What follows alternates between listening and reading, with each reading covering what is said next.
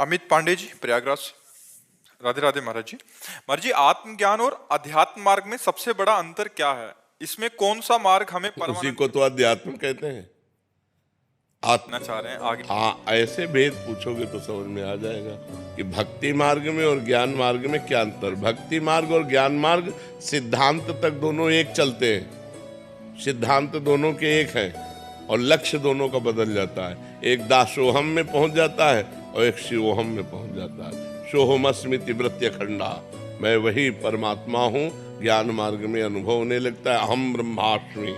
लेकिन भक्ति मार्ग में दास दासोहम, मैं भगवान का दास हूँ, भगवान के दासों का दास हूँ, इतना अंतर। सिद्धांत दोनों के एक ही है, संयम नियम के सिद्धांत दोनों के एक ही हैं, भगवत चिंतन आत्मचिंतन के सिद्धांत एक ही हैं, लेकिन परिणाम दोनों का जो अलग अलग चिंतन का हो जाता है। एक का चिंतन होता है तत्वमसि, तत्वम आशी, और एक का चिंतन होता है दासोहम, मैं भगवान का दास हूँ, या दास दासोहम, मैं भगवान के दासों का दास हूँ।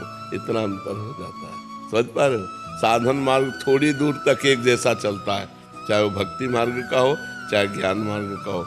यम नियम संयम, इंद्रियों का दमन, मन का दमन, ब्रह्मचर्य व्रत, निरंतर सतोगुण सेवन, निरंतर शास्त्र स्वाध्याय, शास्त्र चिंतन, संत समागम, ये सब दोनों का एक जैसा चलेगा, लेकिन चिंतन फिर अलग अलग हो जाता है। एक का आत्मचिंतन होता तो तत्वमसि में अहम ब्रह्मास्मि, और एक का दास दासोहम, मैं भगवान का दास हूँ, भगवान का सखा हूँ, भगवान हमारे मित्र हैं।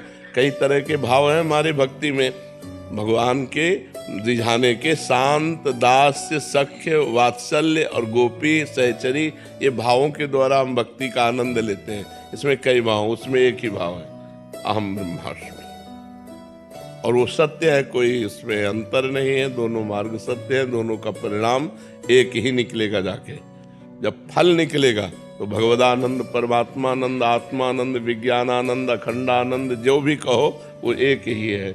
जैसे घाट अलग अलग है, यमुना स्नान एक ही है, यमुना जी एक ही है। ईशान शर्मा जी, बेंगलोर से। राधे राधे महाराज जी।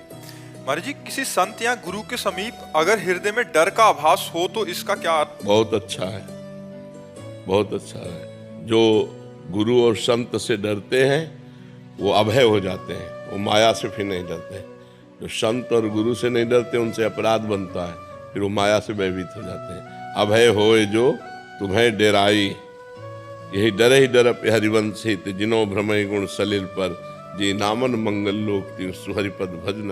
अपने साहब से डरना चाहिए, अपने गुरुदेव से डर लगे, कहीं हमसे कोई ऐसा अपराध न बन जाए कि हम गुरुदेव के सामने जाने लायक न रहे, कहीं हमसे कोई गलती न बन जाए, तो डर होना चाहिए, गुरुदेव का डर होना चाहिए। हम संसार में कभी कहीं भयभीत नहीं हुए, लेकिन अपने गुरुदेव से डरते हैं।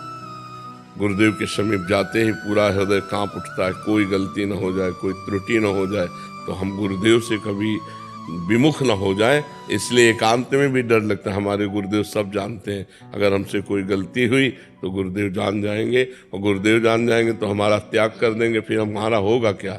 गुरुदेव के बिना हमारा कोई अस्तित्व ही नहीं। इसलिए संत और गुरुदेव से डरना बहुत अच्छी बात है, पर इतना न डरे कि उनसे विमुख हो जाए, इतना न डरे। एक मर्यादा का डर, एक मर्यादा का डर होता है, और कोई भयभीत थोड़ी करते गुरुदेव। गुरुदेव कोई ऐसे थोड़ी कि भयावने हो, लेकिन एक मर्यादा होती है, गुरु शिष्य के बीच में उस मर्यादा का भय होता है।